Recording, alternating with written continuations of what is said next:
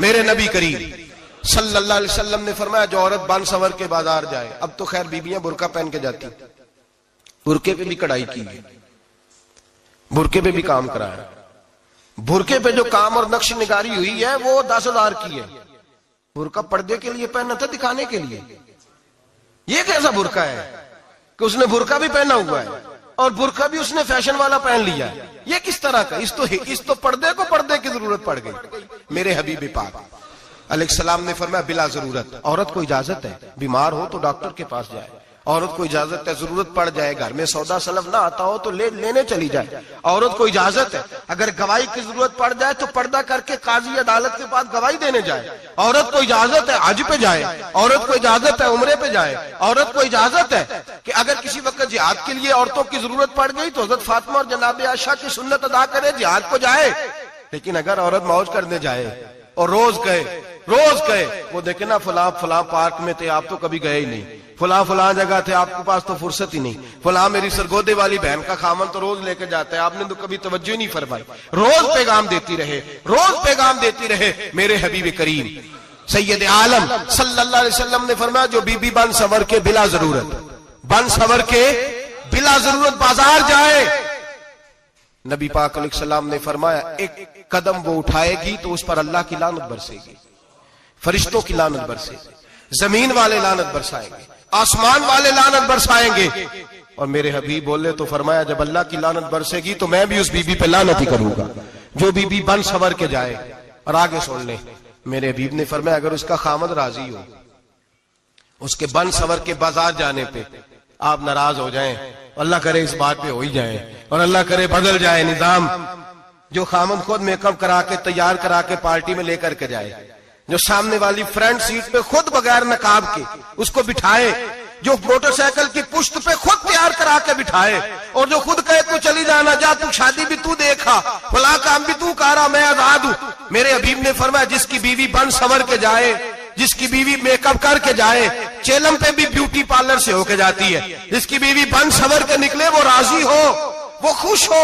بعض ایسے منع کرتے ہیں، ناراض ہوتے ہیں، وہ گناہ صرف عورت کے ذمے ہے، لیکن اگر عورت بن سنور کے نکل رہی ہے اور خامد راضی ہے، وہ کہتا ہے ہاں ہم ماڈرن ہیں، ہم جدید دور کے ہیں، ہاں جدت اسی کا نام ہے، ہاں تو لوگوں کو پتا کیسے چلے گا ہمارے پاس پیسے ہیں، کیسے پتا چلے گا کہ 3 گاڑیاں ایک ابا جی کے پاس ہے، ایک بیٹی کے پاس ہے، ایک بیوی کے پاس ہے، کیسے پتا چلے گا کہ ہم بہت تعلقات والے ہیں، ابا جی فلاں شادی پہ، بیٹی فلاں گھر میں اور بیوی فلاں گھر چلی گئی، ہمارے تعلقات زیادہ ہے اس لیے ہمیں زیادہ جانا پڑتا ہے۔ میرے حبیب کریم علیہ السلام نے فرمایا عورت بن سنور کے جائے، خامد راضی ہو، وہ جتنے قدم اٹھائے گی اتنے ہی اپنے خامد کے لیے جہنم میں مکان تعمیر کرے گی۔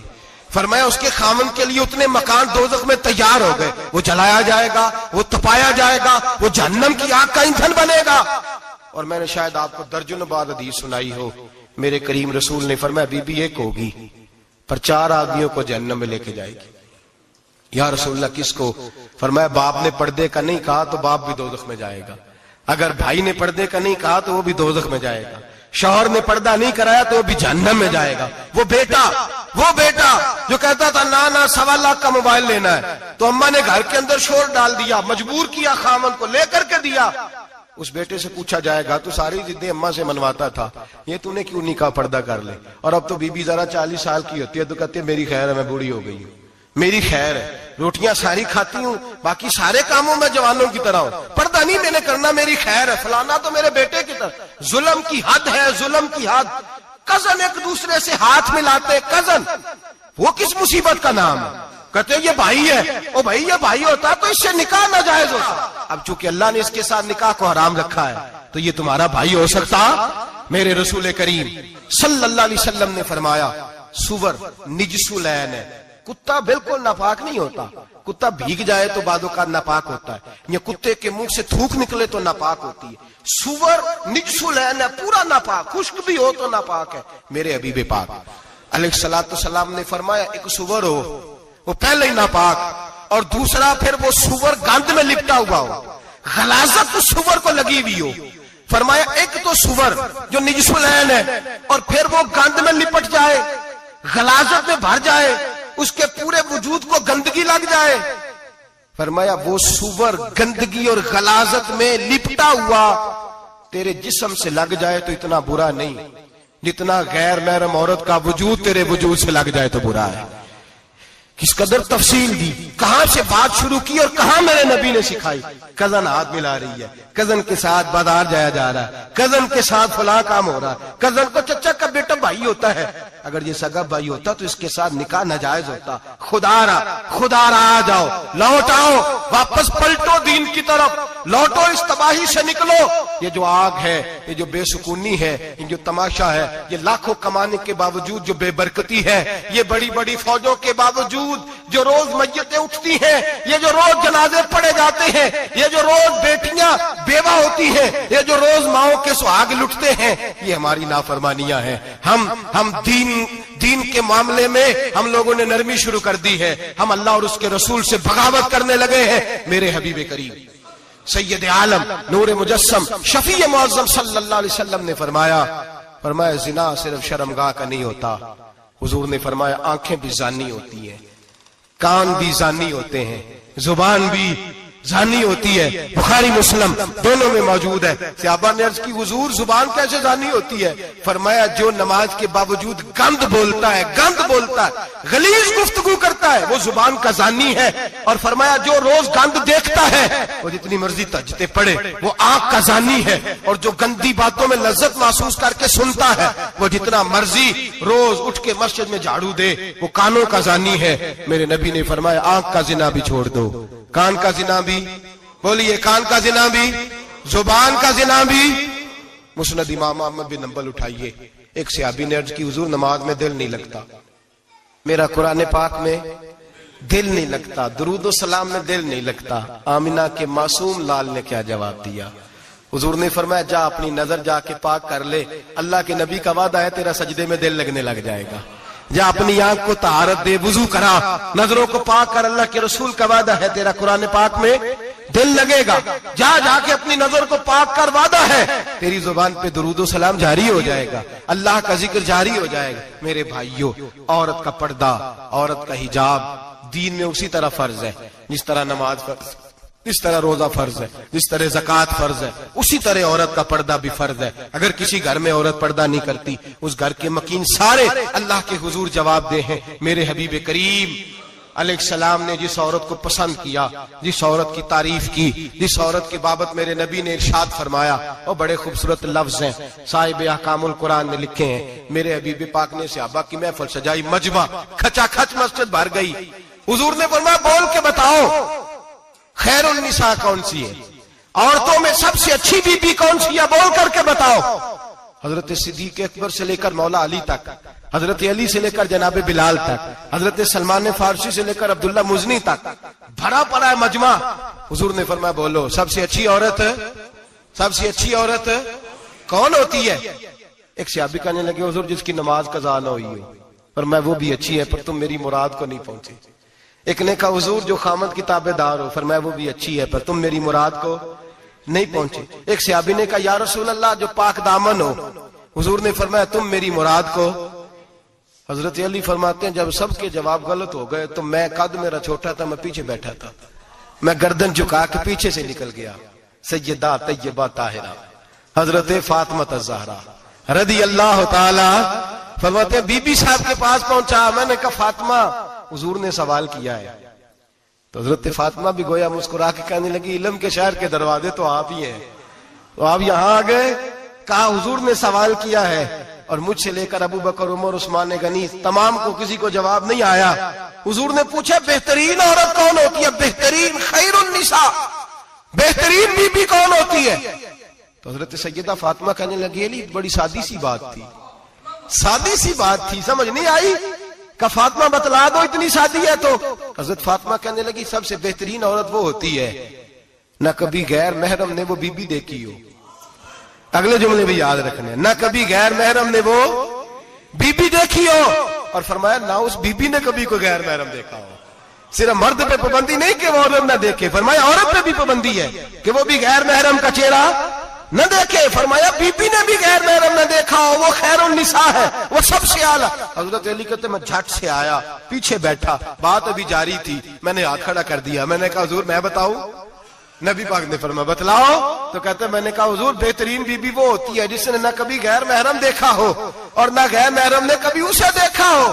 علی فرماتے ہیں میں نے جواب دیا تو میرے رسول کی آنکھوں میں آنسو آ گئے. حضور روئے اور فرماتے ہنستے مسکراتے اچانک صحابہ کے آنسو برسنے لگے. مجمع پہ کیف سا طاری ہو گیا, آنکھیں برسنے لگی. ہم لوگ حضور کے رونے پر سکتے میں آ گئے. نظر اٹھائی تو جواب تو میں نے دیا تھا, تعریف میری ہونی چاہیے تھی, شاباش مجھے ملنی چاہیے تھی. میرے حبیب نے رو کے آنسو پوچھ کے فرمایا میں تمہیں کہتا نہیں الفاطمہ تو بدعۃ منی, فاطمہ واقعی میرے جگر کا ٹکڑا ہے, فاطمہ میرے وجود کا حصہ ہے, میں تمہیں کہتا نہیں رہتا. کہا فاطمہ میرے جگر کا ٹکڑا ہے. حضرت علی فرماتے ہیں صحابہ میری طرف دیکھنے لگے اور کہنے لگے علی جواب تو دے, شاباش بی بی صاحبہ کو ملے. تو کہتے ہیں میں نے کہا حضور روئے ہیں تو آنسو میرے بھی چھلک ہی پڑے ہیں.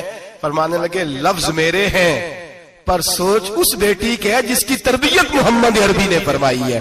فرمایا جملے میرے ہیں, ناقل میں ہوں, بات میں بیان کر رہا ہوں, لیکن پیچھے سوچ اس نور والی بیٹی کی ہے جس کو اپنے گھر کے اندر رہ کے آنگن میں رکھ کے رسول پاک نے پرورش فرمائی.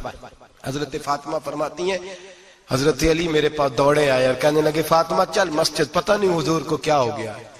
حضور رو رو کے بحال ہو گئے اور حضور حجرے میں رو رہے اور ہچکیوں کی آواز مسجد میں آ رہی ہے. چل ذرا چل کے حضور کی بات دیکھ کیا ہوا ہے, ہماری تو طاقت نہیں اندر جانے کی.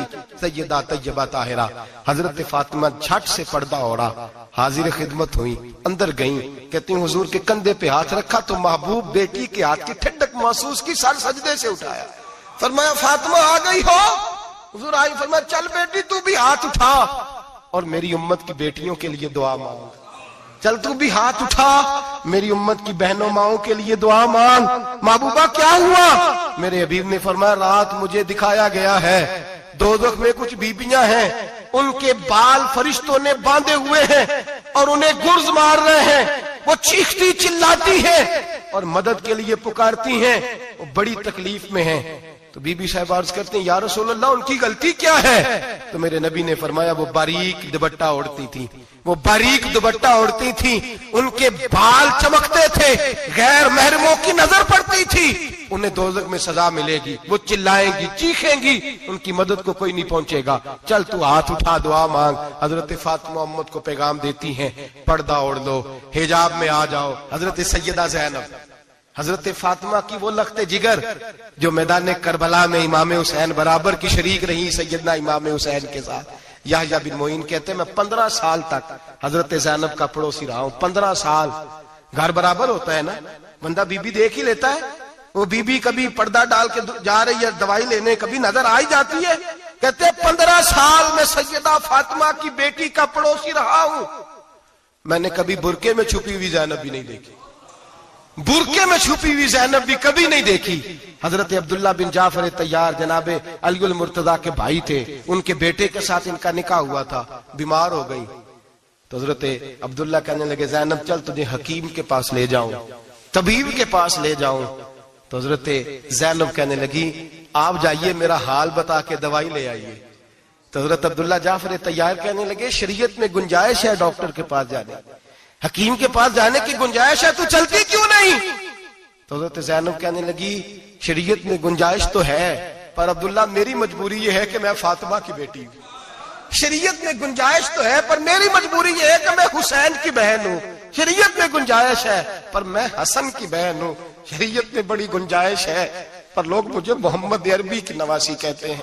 گنجائش تو ہے پر میں نہیں نہ نکل سکتی, اس لیے کہ جتنا کوئی اپنے آپ کو دین کے قریب جانتا ہے اتنا اس کے پیروں میں شریعت کی زنجیریں زیادہ ہوتی ہیں. تو جناب سیدنا عبداللہ کہنے لگے اگر تو پردہ کر گئی, اگر تو چلی گئی, تو فرمانے لگے یہ تو اللہ کی مشیت ہے, تو دوائی لا دے تاکہ میں کھا لوں, اور اگر میں چلی گئی تو میں اپنی ماں سے جا کے کہوں گی کہ اماں ساری تکلیفیں میں نے چھاتی پہ برداشت کی ہیں پر میں نے تیرے پردے پر آنچ نہیں آنے دی. میرے بھائی یہ اسوہ نور ہے, یہ اسوہ حسنہ ہے, یہ ہمیں سکھایا جا رہا ہے. میرے حبیب کریم کی بیویوں کا یہ حال تھا. بیویوں کا اپنے گھر کے آنگن میں حضرت عائشہ صدیقہ، حضرت سودا، جناب حفصہ اپنے سین میں جب بیٹھتی تھی نا تو دیوار کی طرف منہ کر کے بیٹھتی تھی، دیوار کے ساتھ